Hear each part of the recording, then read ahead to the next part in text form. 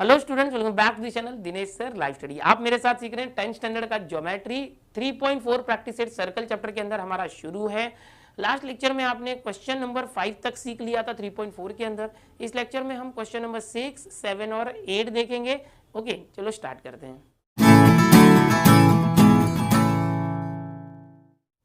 सो बच्चों, अभी हम लोग करने जा रहे हैं क्वेश्चन नंबर 6। क्वेश्चन नंबर 6 बहुत ही इंटरेस्टिंग है, थोड़ा कंफ्यूजिंग है, इसलिए अच्छे से ध्यान से देखो। क्वेश्चन नंबर 6 में क्या है, देखो यहाँ पर एक ट्राइंगल दिया है WXY, एक परफेक्ट ट्राइंगल है। इस ट्राइंगल के अंदर गिवन दिया है। देखो टेक्स्ट बुक में आपको पहचानना होता है कि सॉल्यूशन करना है कि गिवन टू प्रूफ करना है। अगर प्रूफ दैट करके दिया है मतलब आपको सबसे पहले गिवन लिखना है, और एक फिगर है तो बना दो। आप बहुत से बच्चे बोलते हैं सर टेक्स्ट बुक में तो फिगर है, मैं क्यों बनाऊं। अरे टेक्स्ट बुक के रेफरेंस से तो हम प्रूफ करेंगे, प्रूफ वाले क्वेश्चन में फिगर हमेशा ड्रॉ करना ही चाहिए।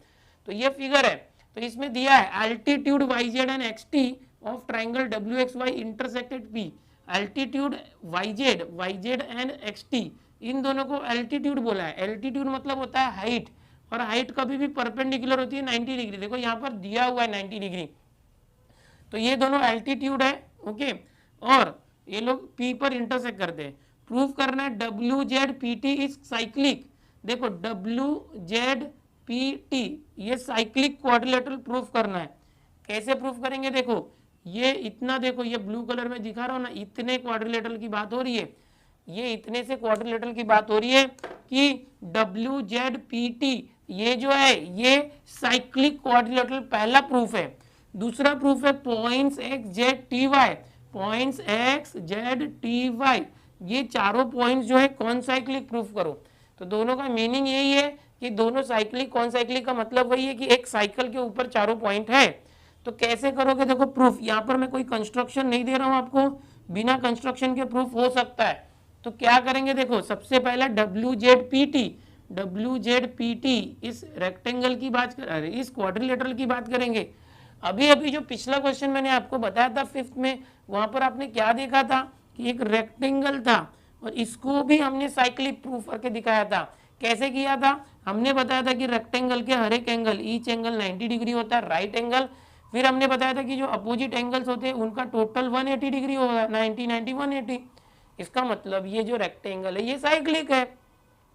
अभी यहाँ पर तो ये रेक्टेंगल है नहीं, क्वाड्रिलेटरल है। बट कभी भी याद रखो, किसी भी क्वाड्रिलेटरल को अगर साइक्लिक प्रूफ करना रहा तो जस्ट यही प्रॉपर्टी फॉलो करना, आमने सामने के एंगल्स को प्लस करके देखना सप्लीमेंट्री आ रहे कि नहीं। अगर वो सप्लीमेंट्री आ रहे हैं मतलब दोनों को प्लस करके 180 आ रहा है, दोनों पेयर नहीं, कोई एक पेयर भी आ रहा है तो भी चलेगा, जरूरी नहीं कि दोनों पेयर आए। अगर एक पेयर आ गया, एक जोड़ी जो है आमने सामने की, सपोज यहाँ से इसको प्लस किए और 180 आ गया, तो इसको प्लस करके नहीं दिखाए तो भी चलेगा, बिकॉज ये चारों एंगल को प्लस करके 360 आता है। अगर इन दोनों को प्लस करके 180 आया तो ऑटोमेटिक ये 180 हो जाएगा, तभी तो 360 होगा, 180 प्लस 180। इसके लिए कोई भी एक पेयर हुआ तो भी चलेगा। तो अब यहाँ पर देखो ये 90 डिग्री है, सो ये 90 डिग्री हो जाएगा, और ये 90 है तो ये भी 90 हो जाएगा। तो हम लोग प्रूफ कैसे लिखेंगे, देखो यहाँ पर हम लोग ये लिखेंगे कि YZ एंड XT, यहाँ पर लिखेंगे सेग YZ एंड सेग XT, ये दोनों जो दिया है ना वो एल्टीट्यूड है, आर एल्टीट्यूड, एल्टीट्यूड है। एल्टीट्यूड का मतलब होता है परपेंडिकुलर। तो अगर समझो यहाँ से मैं बोलता हूँ ये लाइन है, इस लाइन के ऊपर ये एल्टीट्यूड है, तो ये परपेंडिकुलर है, तो दोनों साइड होगा, इधर भी होगा और इधर भी होगा।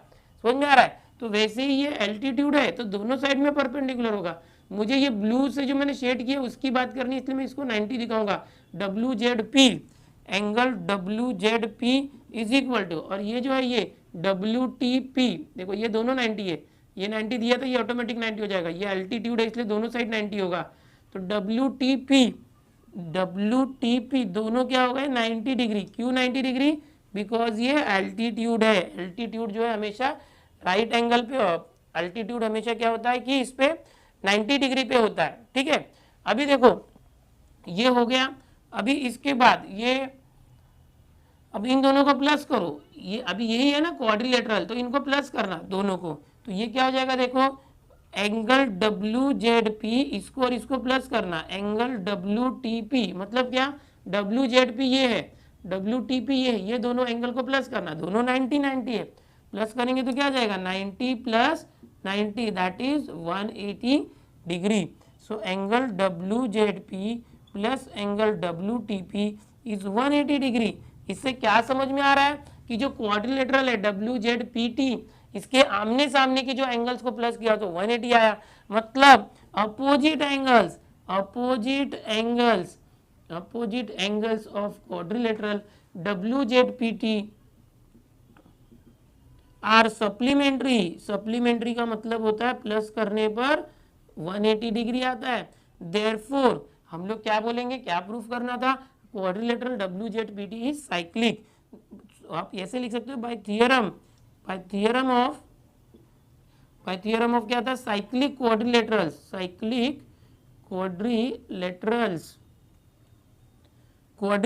कौन सा क्वाड्रिलेटरल है, WZPT इज साइक्लिक क्वाड्रिलेटरल। थोड़ा सा लिखना है बस, देखो प्रूफ हो चुका है, थोड़ा बहुत लिखने पे ध्यान देना है। तो ये टू प्रूफ में quadrilateral WZPT is a cyclic, वो हमने प्रूफ कर दिया। अब यहाँ पर लेकिन क्वेश्चन नंबर 6 में दो प्रूफ थे, दूसरा भी है पॉइंट्स XZTY आर कौन साइक्लिक। अब इसको कैसे किया जाए वो भी मैं आपको बताता हूँ, ध्यान से देखना। XZTY इसकी बात करेंगे तो यहाँ पर x कहाँ पर है, देखो ये x है और ये z और ये t और ये y, ये कौन साइक्लिक है। कौन साइक्लिक का मतलब क्या कि सपोज कोई एक सर्कल है, उस सर्कल के ऊपर 4 पॉइंट्स हैं, तो इन पॉइंट्स को हम बोलते हैं कॉन्साइक्लिक पॉइंट्स। क्या बोलते हैं, कॉन्साइक्लिक पॉइंट्स। बट इसका तो सर्कल वगैरह कुछ दिया ही नहीं है, मैं कैसे पता करूं कि ये कॉन्साइक्लिक है कि नहीं। तो यहाँ एक कंसेप्ट यूज करेंगे। अगर समझो ये कॉर्ड है, सपोज ये XY ये कॉर्ड है सर्कल के ऊपर, जैसे ये XY है ना, सपोज ये कॉर्ड है, तो ये जो माइनर आर्क है, इस माइनर आर्क से यहाँ पर इस पॉइंट पर एक जो एंगल बनता है ये एंगल, ओके, और इसी माइनर आर्क से इसका जो करस्पॉन्डिंग आर्क है इससे दूसरा एंगल बनता है ये। सो ये दोनों जो होते हैं ये दोनों कॉन्ग्रुएंट होते हैं। पढ़ा है ना प्रॉपर्टी में, क्या पढ़ा था कि देखो कोई एक कॉर्ड या तो आर्क है या तो किसी एक सेम आर्क में दो अगर एंगल इंस्क्राइब्ड होते हैं, ओके, जिनका इंटरसेप्टेड आर्क सेम होता है, तो वो दोनों क्या होते हैं, वो दोनों कॉन्ग्रुएंट होते हैं और दोनों एक ही आर्क के अंदर इंस्क्राइब्ड है। ठीक है, दोनों क्या है, एक ही आर्क के अंदर इंस्क्राइब्ड है। इसका मतलब ये जो पॉइंट है XY, इसके साथ जो ZT है, ये Z और ये T, ये चारों एक ही सर्कल पर है। इसका मतलब वो कौन साइक्लिक है। तो अभी मैं ये जो चीजें बताया मैं लिख के आपको बताता हूँ और कौन साइक्लिक हम प्रूफ करके दिखाएंगे। समझने की बात है, उसको लिखना इंपॉर्टेंट है, कैसे लिखना वो देखते हैं। ये जो 5th क्वेश्चन है उसमें भी कर लेना, 5th क्वेश्चन में भी बाय कन्वर्स लिख देना, क्योंकि यहाँ पर हम लोग साइक्लिक प्रूफ कर रहे हैं। जब भी साइक्लिक प्रूफ करते हैं तो बाय कन्वर्स आता है, 5th में भी करेक्शन करना। अभी देखो ये दूसरा जो प्रूफ है वो है पॉइंट्स XZTY आर कौन साइक्लिक। तो सीधी सी बात है, यहाँ पर मैंने जो अभी करके आपको बताया था कि XY अगर सेगमेंट है तो XY से एक ही साइड में Z और T दो पॉइंट है जहाँ पर सेम एंगल सबटेंड हो रहा है, और ये जो XY है, ये जो XY है इससे ये 90 डिग्री का एंगल हो रहा है, देखो ये 90 और ये भी जो है 90 डिग्री का एंगल है, दोनों एंगल सेम है, मतलब वो कौन साइक्लिक है। तो यहाँ पर लिखेंगे पॉइंट्स, देखो 4 पॉइंट है, कौन कौन से, XZTY। तो XY की बात करेंगे, point X and Y lie on seg, कौन सा सेग, XY। पॉइंट X और Y सेग XY के ऊपर लाई करते हैं, सिचुएटेड है, okay. Point X and Y lie on segment XY and they subtend equal या तो इक्वल एंगल्स या तो congruent angles at point Z and T, at point Z and T। यहाँ पर क्या है, देखो ये X और Y दो पॉइंट है, दोनों पॉइंट सेग XY के ऊपर सिचुएटेड है, ओके। और ये जो सेग XY है वो पॉइंट Z और T, इन दोनों पॉइंट पे दो कॉन्ग्रुएंट एंगल यानी इक्वल एंगल जो है सबटेंड करता है। सो इन दिस सिचुएशन, अभी यहाँ पर मैं एक जो थ्योरम है या प्रॉपर्टी बोल सकते हैं वो लिख दूंगा, if any segment or side or chord, if any segment subtends congruent angles on same side, then all the 4 points are concyclic. ये एक प्रॉपर्टी होती है जो आपको लिखना है यहाँ पर। क्या है कि अगर ये एक्स वाई सेगमेंट है, इससे एक ऊपर के साइड की बात करें या नीचे की साइड की बात करूं, अगर सेम साइड में यहाँ पर जो एंगल है ये 90 डिग्री है और ये भी जो एंगल है 90 डिग्री, अगर ये 70-70 हो तो भी चलेगा, कितना भी हो दोनों सेम होना चाहिए। अगर किसी सेगमेंट के एक ही साइड में दो सेम एंगल सबटेंड हो रहा है, इसको सबटेंड हो रहा है बोलते हैं, ओके, या इस सेगमेंट से ये दोनों एंगल सेम है, तो क्या होता है कि ये चारों पॉइंट कॉन्साइक्लिक होते हैं। ये प्रॉपर्टी है, सीधे इतना लिखना है और लास्ट में लिखना देयरफॉर पॉइंट्स, डायरेक्ट लिखना पॉइंट्स। क्या पॉइंट्स है देखो, X Z T Y are concyclic, ये कॉन्साइक्लिक पॉइंट है। इस तरह से आपको करना है, ठीक है, बस इतना ही करना है। इसमें थोड़ा सा लिखना ही था, ये समझाने के लिए समझा दिया था। चलो इसको कॉपी कर लो। अभी लास्ट के दो क्वेश्चन बचे, क्वेश्चन नंबर 7 और क्वेश्चन नंबर 8। ये दोनों बिल्कुल ही अलग सम है, बहुत ही मजेदार है, इंटरेस्टिंग है। 7th में क्या है, एक सर्कल है, सर्कल के अंदर दो इस तरह से आप देखोगे तो सिकेंट है, दोनों एक दूसरे को बाहर कट कर रहे हैं। यहाँ पर मेजर आर्क NS 125 है, जो आर्क है इसका जो मेजर है 125 डिग्री है, मेजर आर्क EF 37 है, ये जो है ये 37 डिग्री है। और हमको बोला मेजर एंगल NMS फाइंड करो, NMS, ये जो एंगल ये फाइंड करो।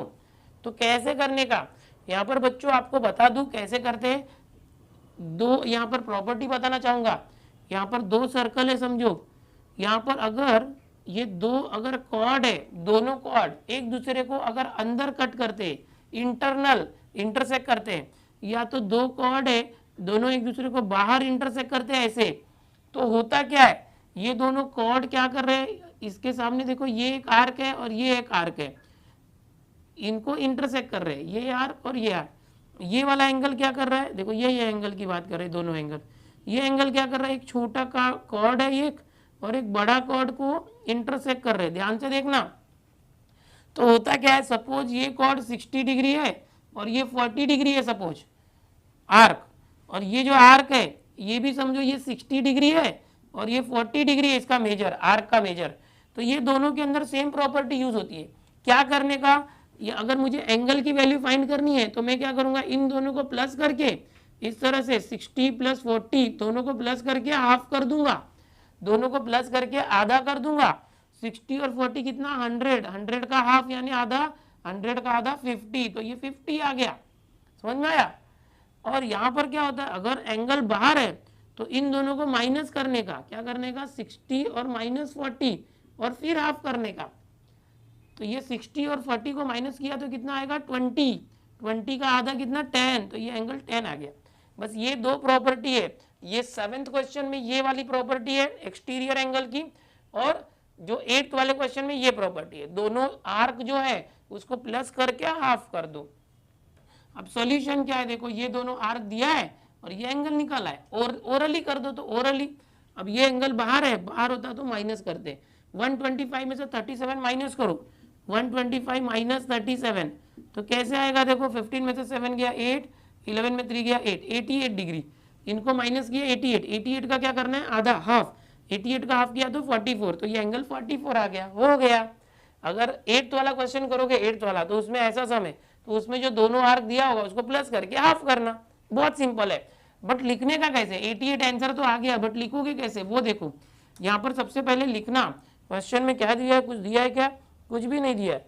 यहाँ पर आप लिखोगे कि सेग EN and seg FS intersect each other externally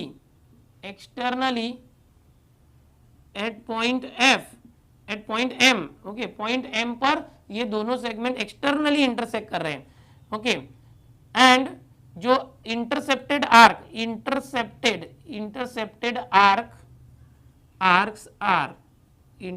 arc कौन से आर्क कट हो रहे हैं, एक तो आर्क EF और एक arc NS, arcs arc EF and arc NS। थोड़ा सा डिस्क्रिप्शन दिया मैंने कि हो क्या रहा है, यहाँ पर ये दो सेगमेंट थे, दोनों एक दूसरे को बाहर कट कर रहे हैं, मतलब माइनस करने वाला हूं, इसकी वजह से माइनस करूंगा एक्सटर्नली, और जो दो आर्क इंटरसेप्टेड वो मालूम है। सो देयरफॉर दिस एंगल जो पूछा है एनएमएस, एंगल एनएमएस उसका मेजर लिखना, measure therefore is equal to half measure, अब दोनों आर्क में बड़ा कौन है पहले लिखो NS, measure arc NS minus छोटा ईएफ मेजर आर्क ईएफ। इस तरह से आपको फॉर्मूला क्रिएट करना है।